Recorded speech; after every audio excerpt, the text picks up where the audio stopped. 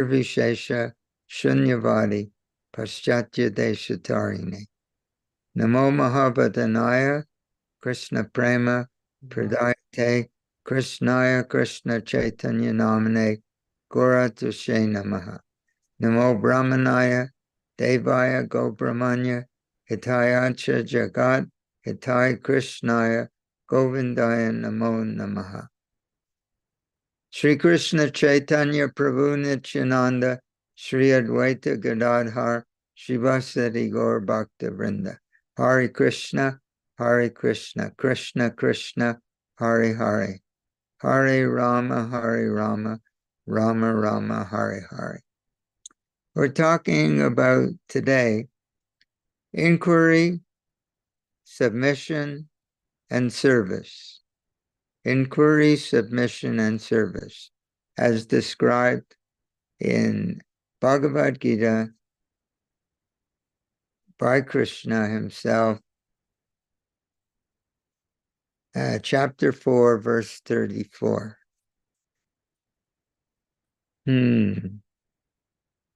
There is, I talk about this a lot because I think it's important. There is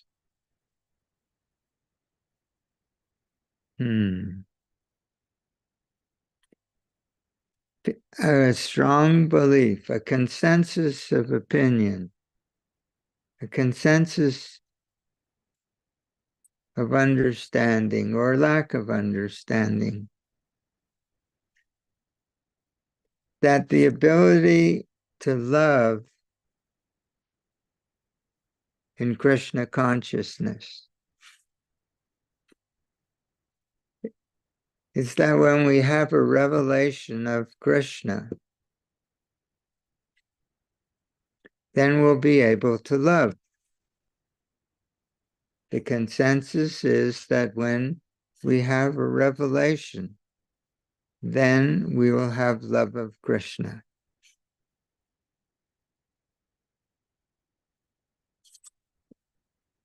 Our philosophy, our Vaishnava philosophy, is that a revelation of Krishna is based on the ability to love. It's not that when we have a revelation, then we will be able to love, but when we're able to love, then we will have a revelation. Bhaktiya mam abhijanati. I do not reveal myself, Krishna explains, to anyone unless they approach me with love.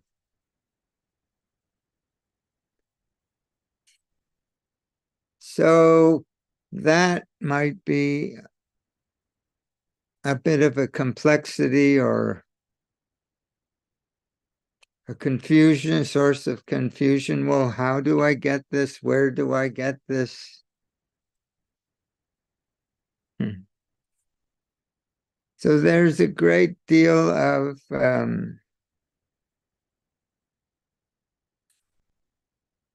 there are three modes of material nature.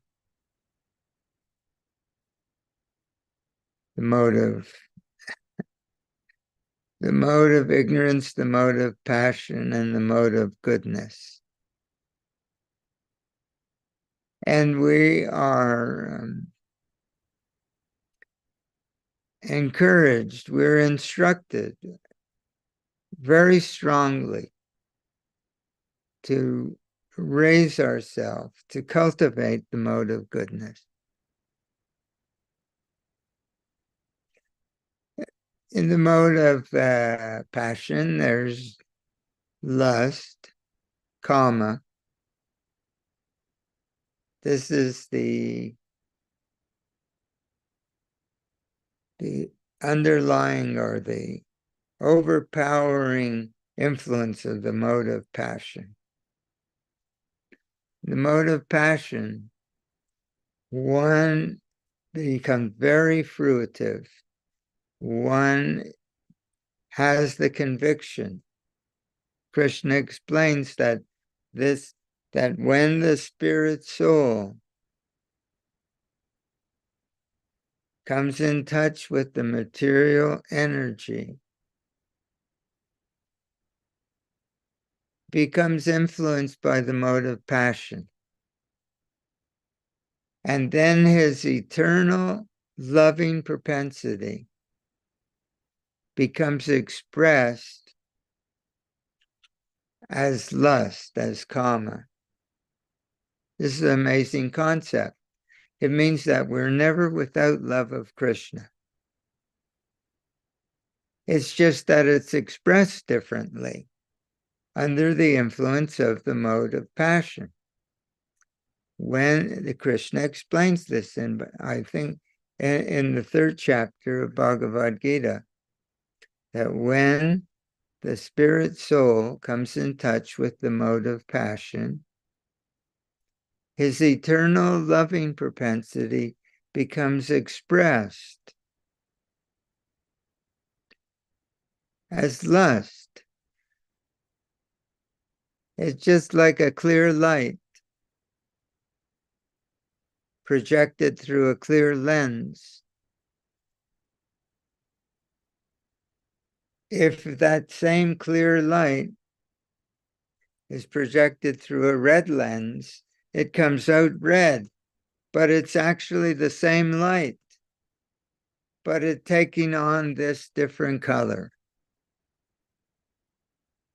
So we are never without this love, but it's expressed differently. And so Krishna explains that this expression of love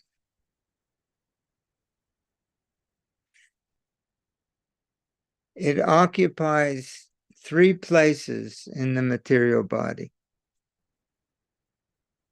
It takes, this is all in the 3rd chapter of Bhagavad Gita, that this lust expresses itself through the senses, through the mind,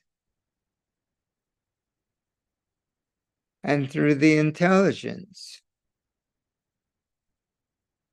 That when intelligence influenced by lust, lusty intelligence, Srila Prabhupada explains in the 3rd chapter, induces the spirit soul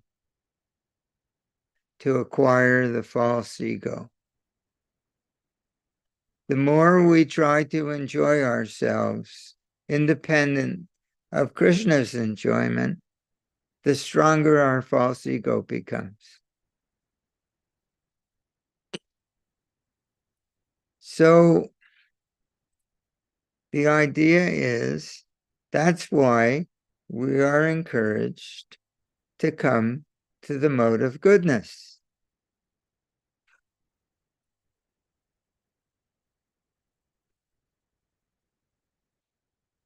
When we come to the mode of goodness, serving propensity, it's the nature of the mode of altruism, humanitarianism. A person starts to take pleasure in service, whereas in the mode of passion, the propensity is simply to satisfy my senses. The intelligence, the conviction becomes very strong in the heart that I will be satisfied if I can satisfy myself independently. If I can satisfy my senses, I'll be happy. We have this conviction. It's so strong in us. And more subtly than the gross senses is satisfy the mind. That my social position, my position in society, my reputation, my fame, my power materially relative to others, my home, my body. I want to make it very strong, and people will lift weights. So and they do all kinds of exercises, and you go on the street, people are running. So they're thinking that this is all about my social position and my physical position. There's a conviction in the heart that if I can satisfy my senses and satisfy my mind, I'll feel fulfilled. It is explained by Krishna that we're never fulfilled in this way. We may have some momentary, little tiny pleasure, like a drop of water in the desert, but we remain unfulfilled. Therefore, Krishna says, this orientation that we call lust or kama, it's like a fire in us. And the more we try to feed that fire, the more we try to satisfy ourselves, the bigger the fire becomes. It's not satisfied, but the desires become even stronger. So Krishna, it makes people mad. It makes people crazy. Therefore, we have endless competition, one person to another.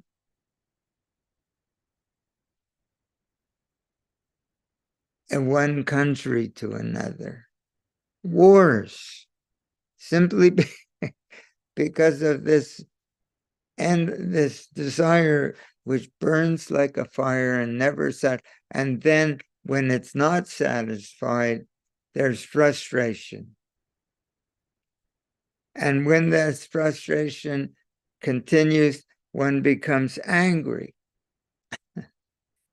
And then there's animosity, resentment, and there's fighting, one to one or country to country.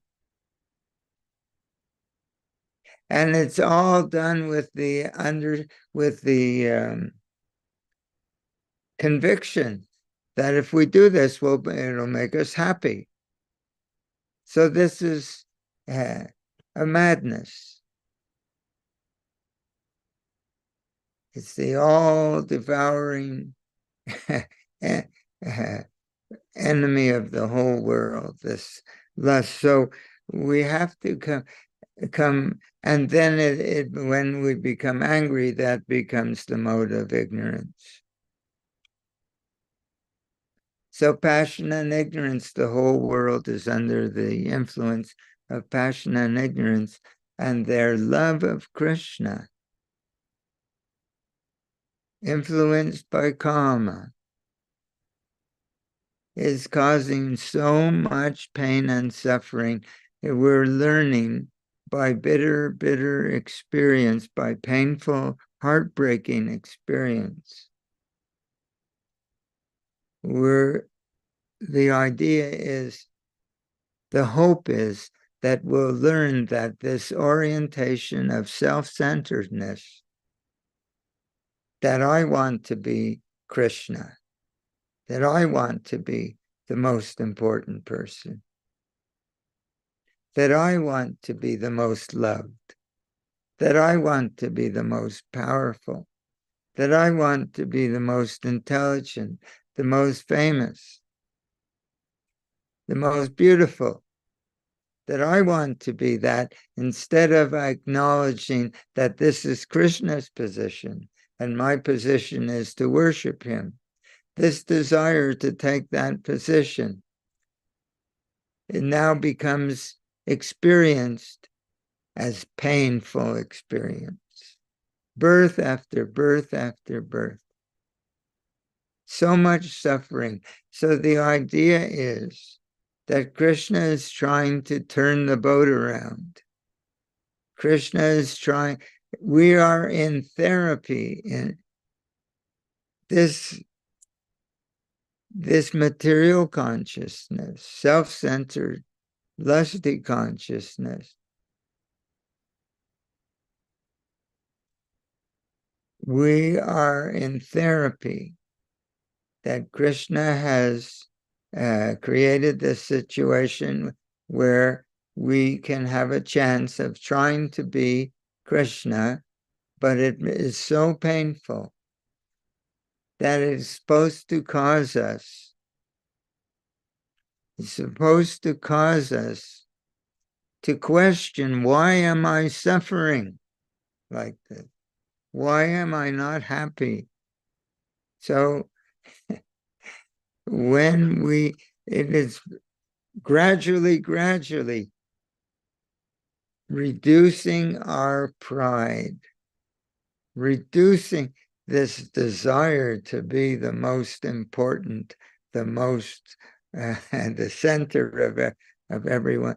If you throw a stone into a pool of water, it makes all these rings in the water, clear water, quiet water. But if you throw many stones into the water, as those rings expand, they interfere with each other. They clash. So if you have a world full of millions of souls or billions of souls who all want to be Krishna, there's so much of a clash, so much of a clash. So if people think, oh, but there's so much suffering in the material world,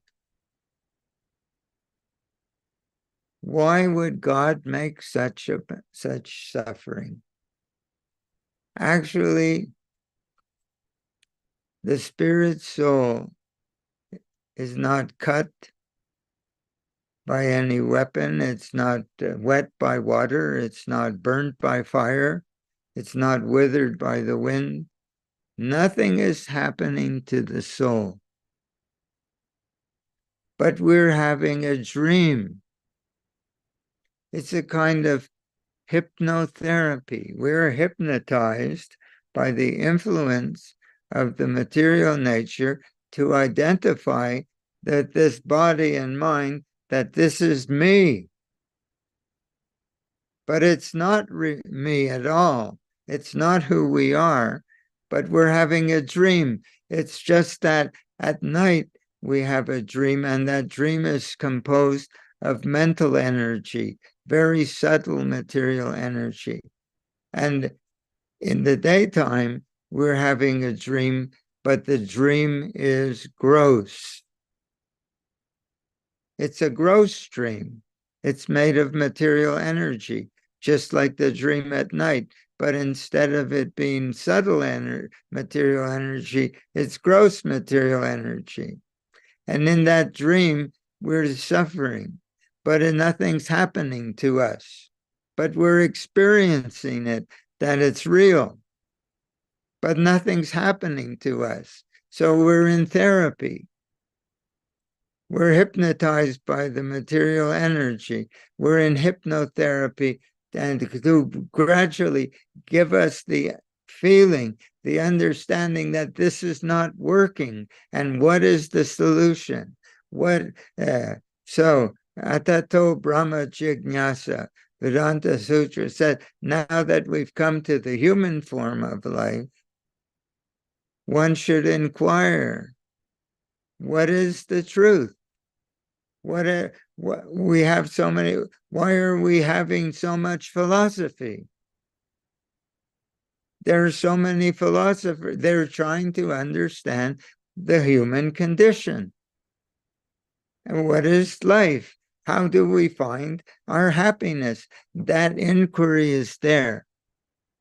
But the real answers are only coming down from the Supreme Personality of Godhead. He comes himself, or he sends his representatives.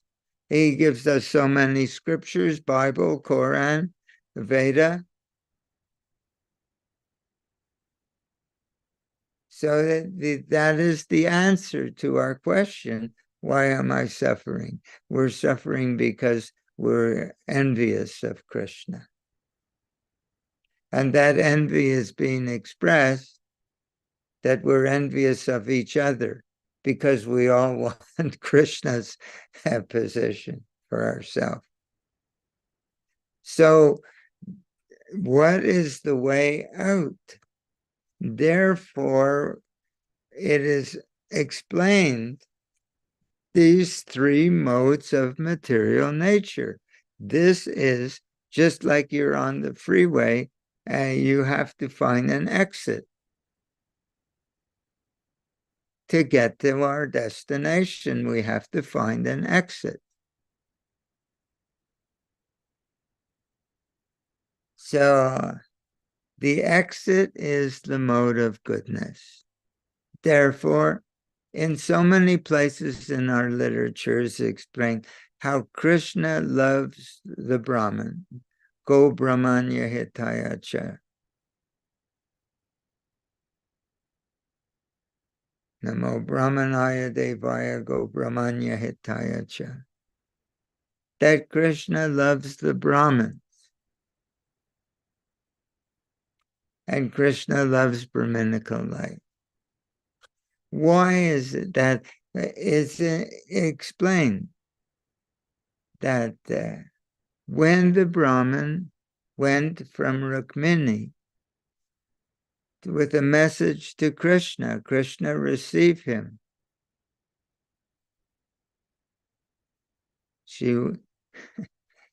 And Krishna worshipped the Brahman, put him on his own bedstead, massaged his feet, gave him things to eat, and then said,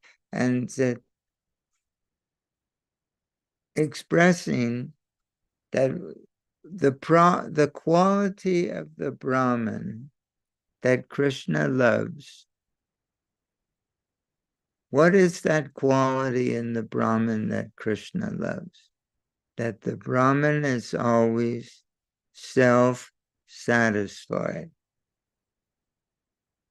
The Brahman, usually the expression of the Brahman, that he's living a very, very simple life.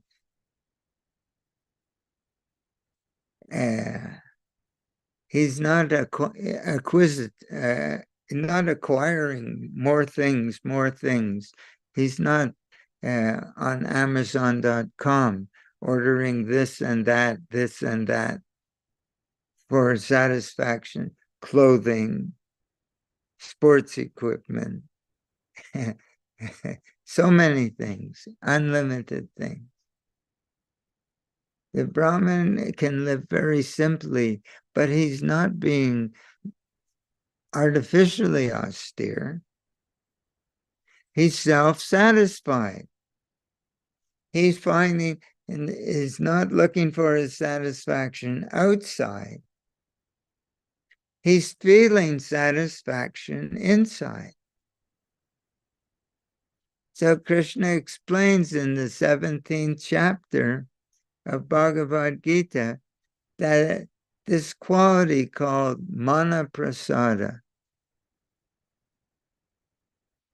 Mana prasada is translated two ways in the 17th chapter, that in the word for word, Srila Prabhupada translates mana prasada, satisfaction of the mind. And in the verse, serenity. And Krishna says that one who practices this he calls the austerity of the mind.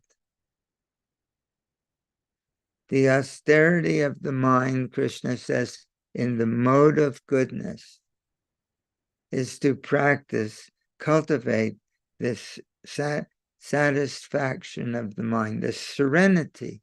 This is the mode of goodness, that one is serene. He lives in this mode. And because he's satisfied inside himself, he's not looking for things outside.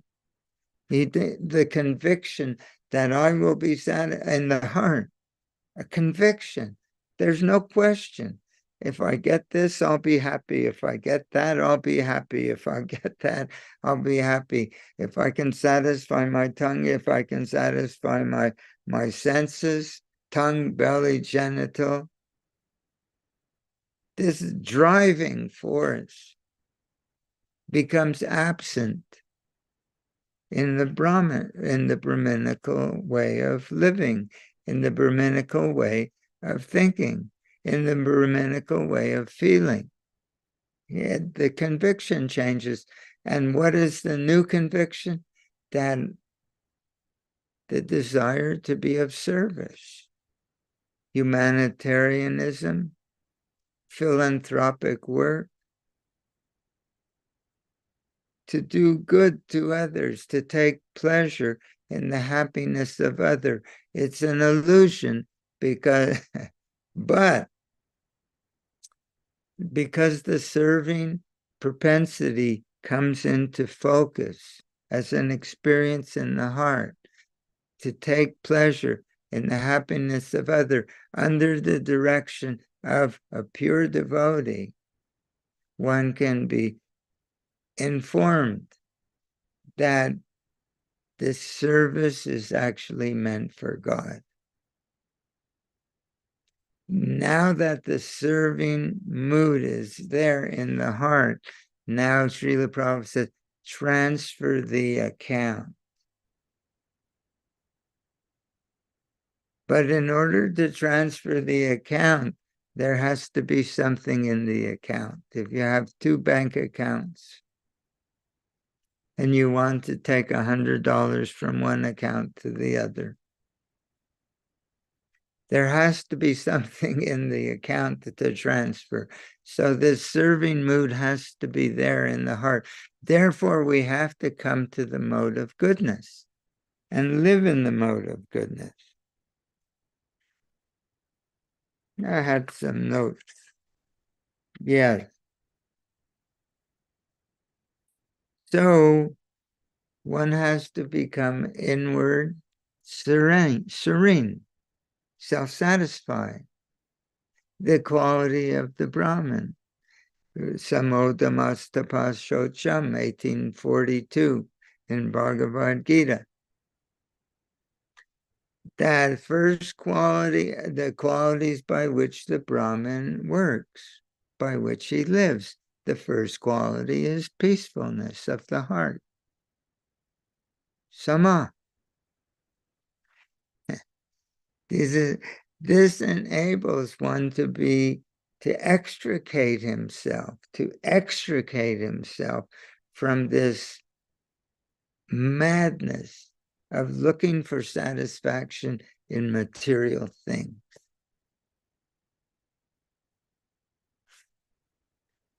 Mana prasada, the austerity of the mind in the mode of goodness. Chapter 17, chapter 18, the qualities by which the Brahman lives. Sama, peacefulness. Chapter 18, 51 to 53.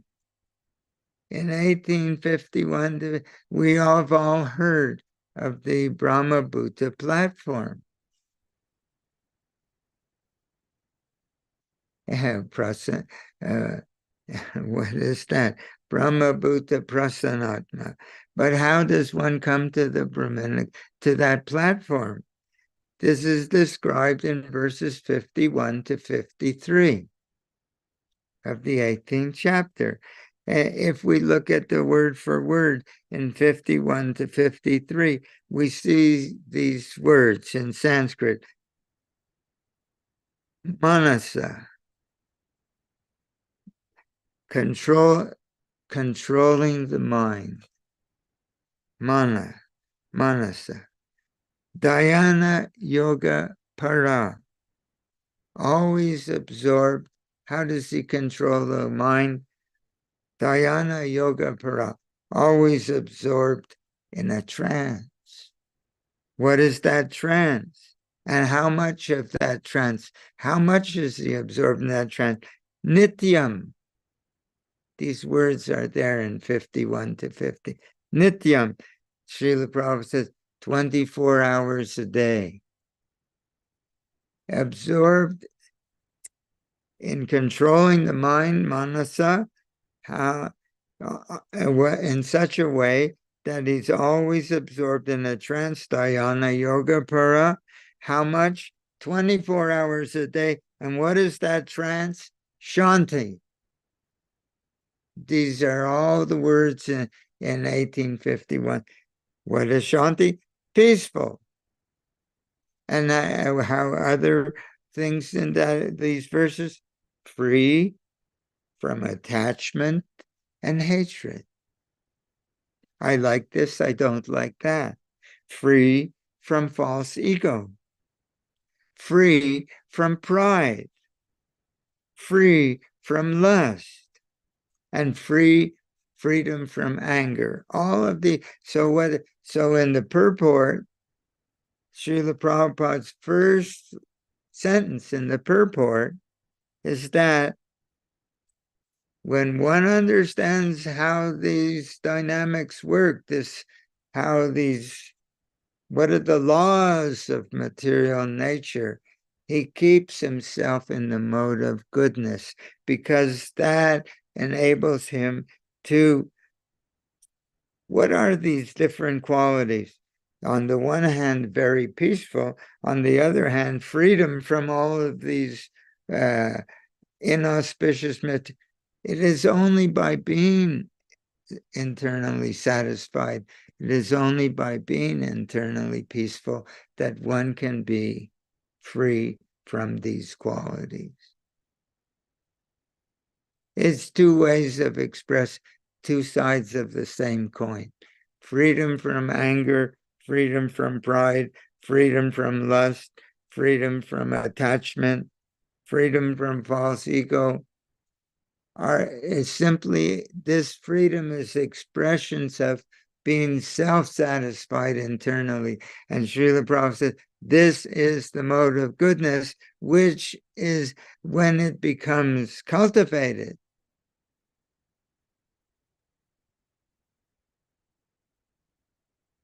The experience that I'm not this body comes into focus. The experience, this lusty intelligence induces the spirit soul to acquire the false ego.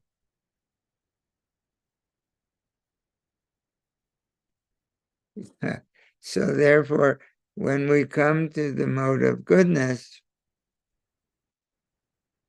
this is conducive to freedom from the false ego, means to understand that I'm spirit soul, just like we have in Ishopanishad, the one verse, I think maybe 17, like unto the sun as am I. Like unto the sun. He's describing Krishna, that Krishna is like the sun. But like unto the sun as am I means I have the same quality as Krishna. We begin to experience our beautiful spiritual nature,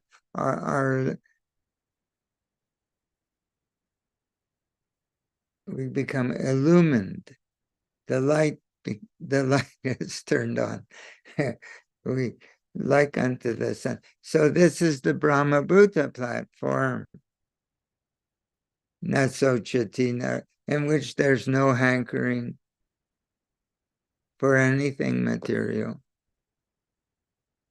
no lamentation for loss of anything material. I have nothing to do with these things, because I'm not material.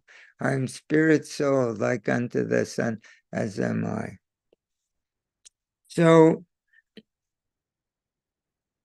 Srila Prabhupada is explaining we have to keep ourselves in goodness. As Srila Prabhupada says, we think, no illicit sex, no intoxication, no meat eating, meat, fish, eggs, and no gambling. Srila Prabhupada explains in the Krishna book, volume 2, that these are preliminary qualifications for the cultivation of the mode of goodness. Preliminary.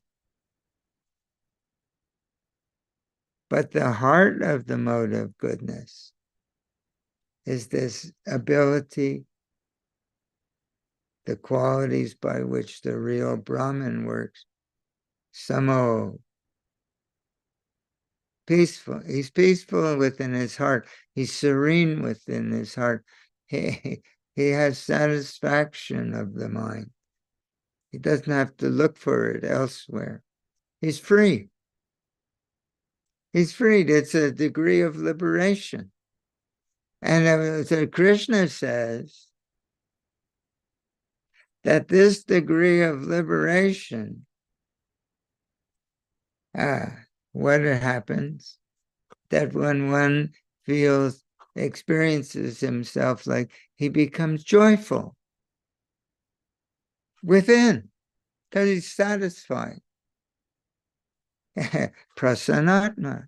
And when he becomes, again, there's two ways to describe everything. We can say, na sochati, na kankshati, no hankering, no lamentation. Or we can say joyful, but they're two sides of the same coin. A person who is joyful, fulfilled within himself, he's not hankering and lamenting about external circumstances. Or we can say a person who is free from hankering and lamentation about external circumstance is happy within himself. They're two sides of the same coin. They're the same thing described in positive and negative terms. But what is the outcome? The first outcome is that one atmavan manyate jagat. One sees the world in terms of the condition of his own heart. Samasarveshu bhuteshu. Not only does he become free of hankering and lamentation and joyful within, but he sees the beauty in all others. He sees everyone equally as spirit soul.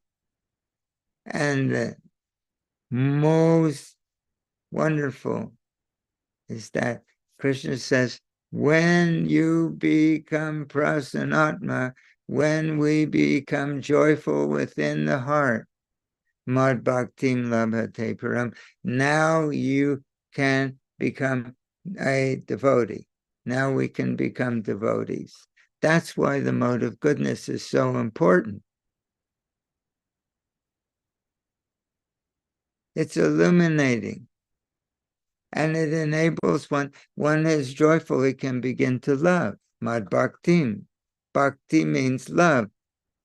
That this karma becomes love, which can be a desire to take pleasure in the happiness, the serving mood. Krishna says that from this becoming self-satisfied within our heart,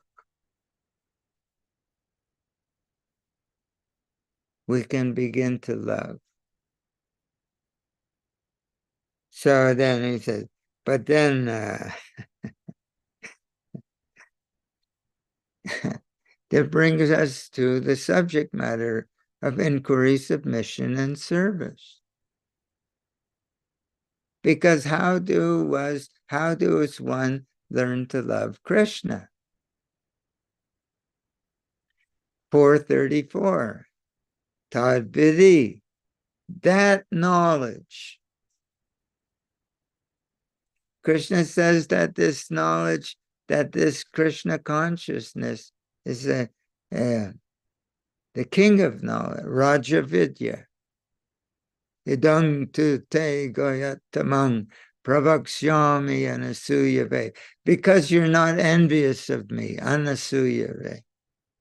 I'm going to give you this most high, most wonderful knowledge.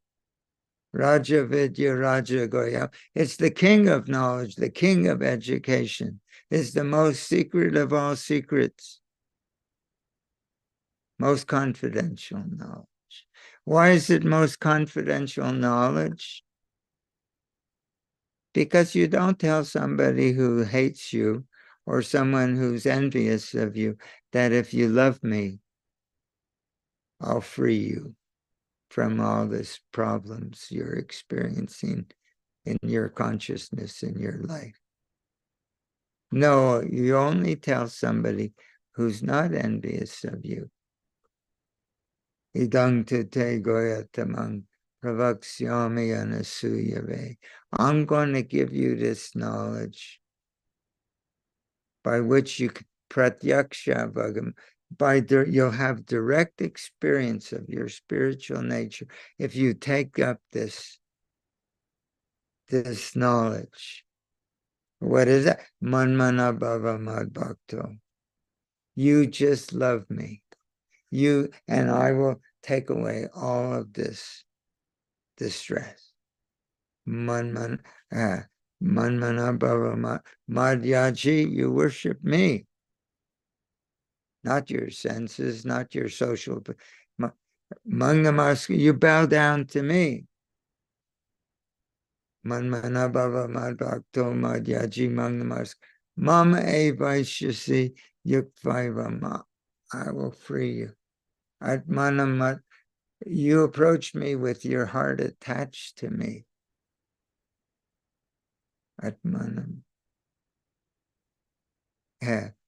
Parayana, Narayana Parayana. To become attached to God, to Krishna, to Narayan. So this knowledge, so he says, Tadbidi,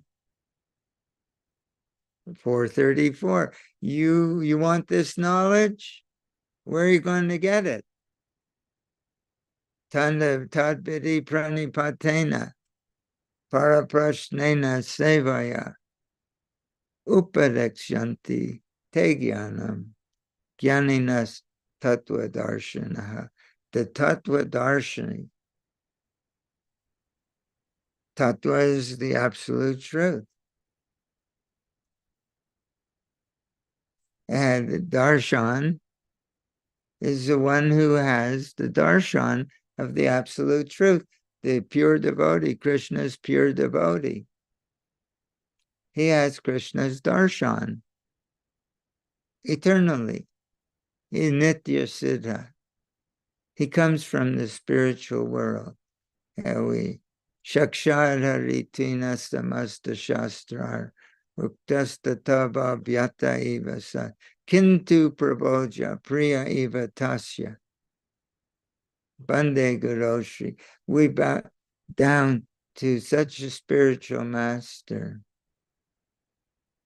who is the most confidential, intimate servant of the Supreme Lord, of Krishna. We worship him because he has that position. And he can impart this knowledge unto us. Chaitadvidi pranipatena, we bow down to him. Paraprashnena sevaya, inquiry, submission, and service. We inquire from such a spiritual master. Well, what is that inquiry? The inquiry is explained in the teachings of Lord Chaitanya. One should inquire about love. Those words are there, word for word. In the process of surrender, the third or fourth item is to inquire about love. So we have to inquire from someone who has that. So inquiry, that is this inquiry. What is this love of Krishna? That is the inquiry. Tadvidi pranipatena paraprashnena. Say, to inquiry and submission. What is that submission? That submission is explained in so many ways in our literature.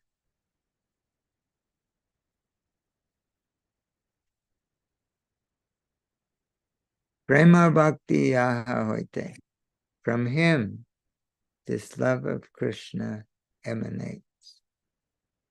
Yeah, just like light emanates from the sun. Sunshine emanates from the sun planet, filling the whole universe.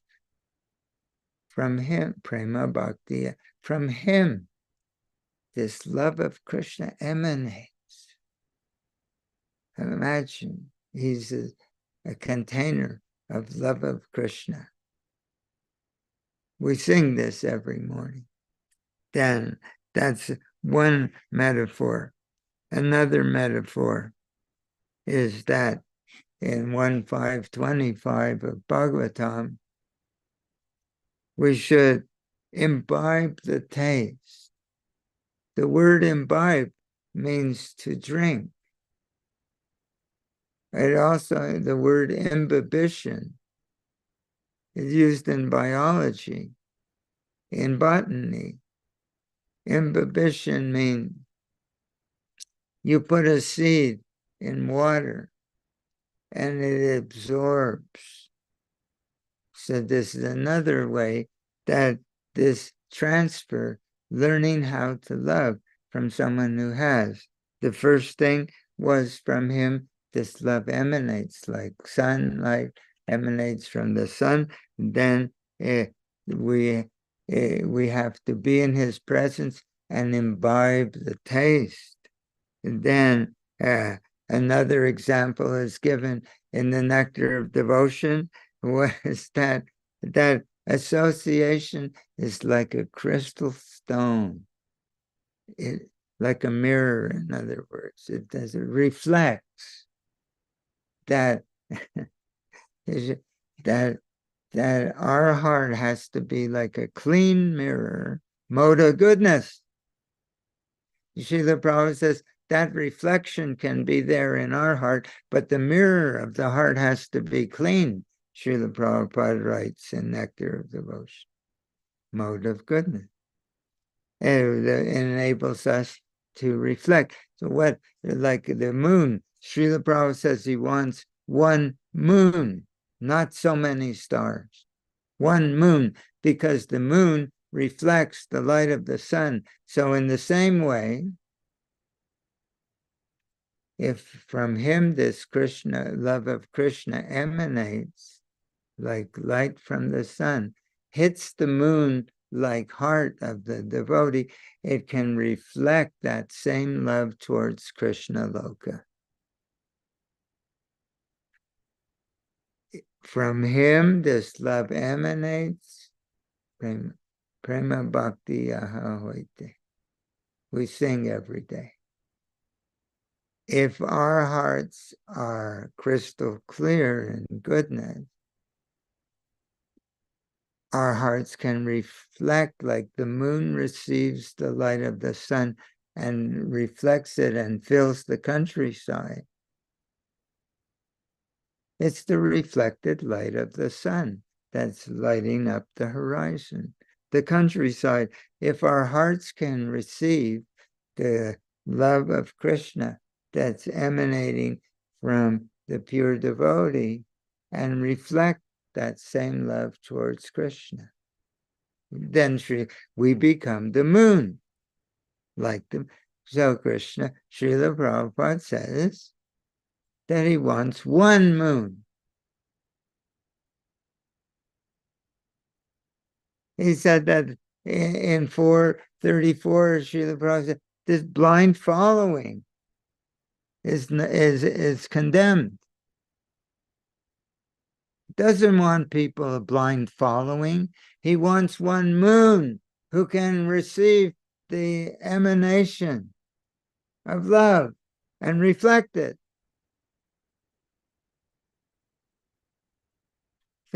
Another, he gives another example in the Nectar of Devotion. He says if a man is potent sexually and the woman is clean, that her womb is not diseased, and the man is potent, he says there can be conception.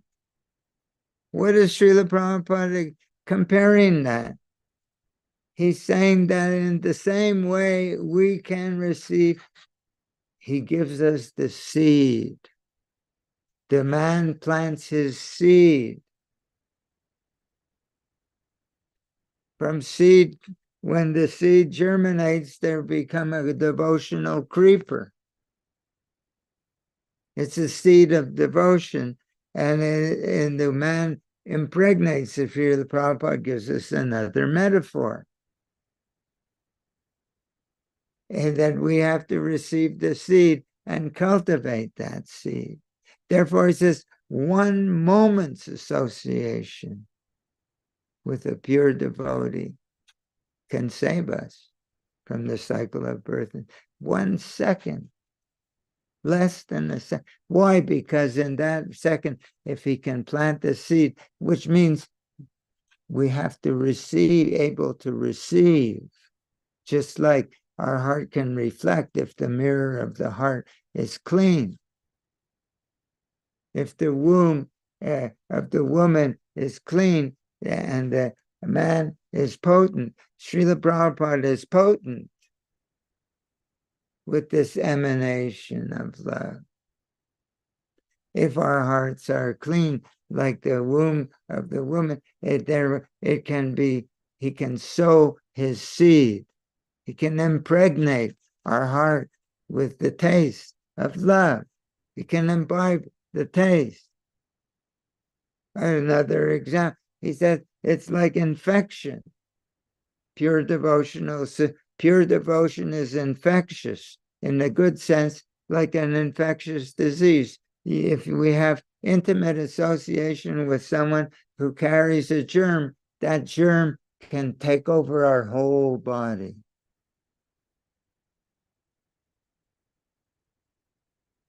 Become infected. Another metaphor,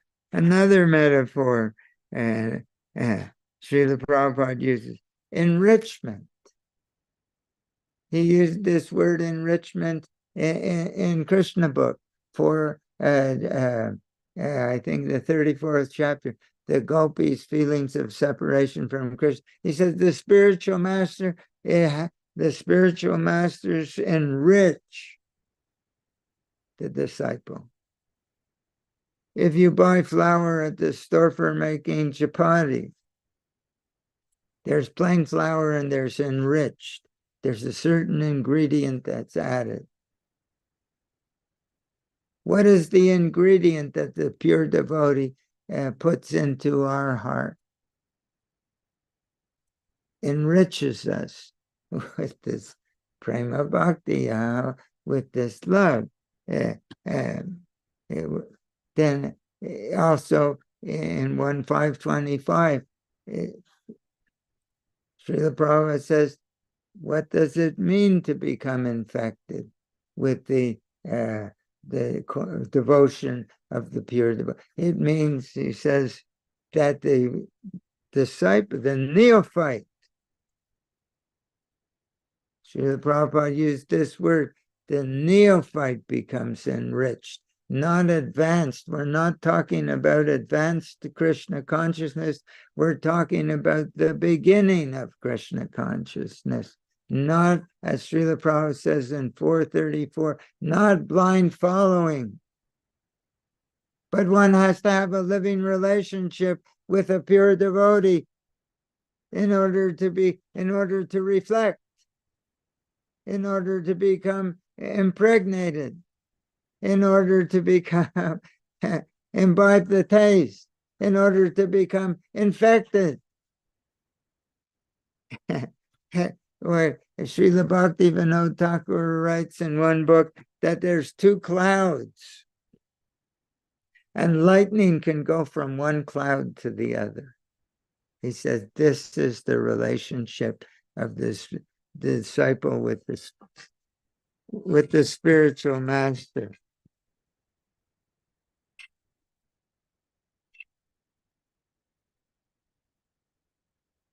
My alarm went off telling me I'm speaking too long. 7 o'clock. So then this is what submission means. Inquiry is, what is this love of Krishna? Submission means everything we're talking about. Submission means able to reflect. Submission means to imbibe the taste. Submission means from him that emanates and we catch it. Submission means to become impregnated. Submission means to become infected. Submission means to become enriched. Submission means to catch that lightning. That's submission, inquiry, submission, and then service. Service means to engage in the activities of Krishna consciousness with the quality that we have become enriched with the quality that we have imbibed, with the quality that we have become infected with the quality that we can reflect. That is the service. So there's the formula to inquire. I want this love, you show me. Submission means I can catch it. And service means that I engage under, what we say, hackneyed, to engage in Krishna consciousness under the guidance of a pure devotee. That is to engage under the guidance of a pure devotee. To be looking for that understanding from him, tadbidi pranipatena. To be looking for that kind of understanding from him and to be submissive enough to imbibe the taste, to become infected with it, to be able to reflect it, to become impregnated with it. That is all submission. And service means that now I engage under the guidance, under his guidance.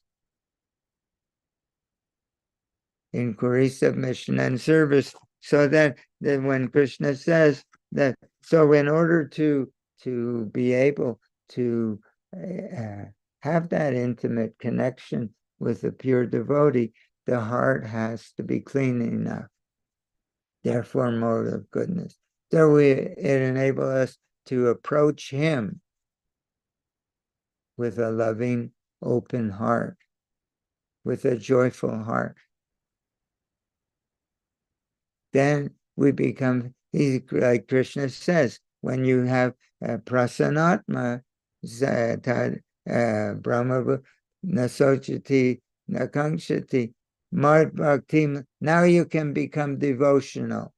But how? Tadbidi, you have to approach the pure devotee who can share it with you in that way. So this is Krishna consciousness. So Srila Prabhupada says in 434, and I'll wrap this up, that one must be able to pass the test of the spiritual master. It's not a mechanical process that if I do this, and that no, it's a relationship. One must be able, 434, one must, unless there is this submission and service, the inquiry from the learned spiritual master will not be effective. One must be able to pass the test of this. When he sees that we're really submissive and taking and learning from him, that is what he wants to see. So he says, when he sees the genuine desire of the disciple, he automatically blesses the disciple with genuine spiritual understanding. Blind following is condemned. One must not only hear submissively, but one must get a clear understanding in submission and service and inquiry. And a bona fide spiritual master is by nature very kind toward disciple, and therefore when the student is submissive and always ready to render service, when it means when the student is always drinking in the taste of devotion, in the association of one who has it, and then engaging in service in that mood. Quote, the reciprocation of knowledge and inquiry becomes perfect. So this is the process of Krishna consciousness. Hare Krishna. We're so fortunate. We have a real spiritual master. Now we have a bona fide spiritual master. Now we have to become bona fide disciple. Hare Krishna. Thank you very much. Haribol Jai. Thank you, Ishan Prabhu, for the lively discussion. We'll spend a few minutes if any devotees have any comments or questions or clarifications. So we got one devotee here, Prahlad Prabhu. 1 second. Okay, Prahlad Prabhu, go ahead. You can unmute.